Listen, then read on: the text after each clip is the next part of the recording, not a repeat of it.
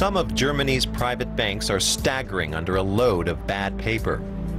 Hypo Real Estate, for example, is holding extremely risky bonds that nobody wants to buy.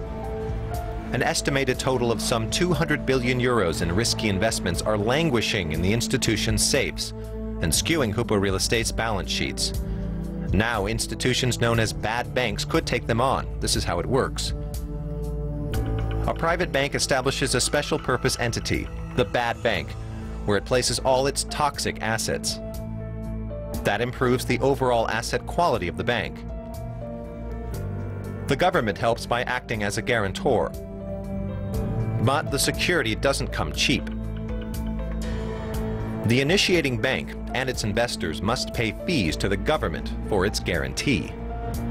This is advantageous for the bank involved because it has cleaned up its balance sheets, which restores public confidence.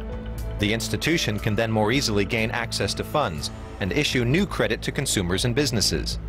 The process helps to restore the flow of capital. The day of reckoning comes 20 years later. If the value of the assets in the bad bank has risen, the assets can be sold off at a profit, which is then passed on to investors. Then the bad bank is dissolved.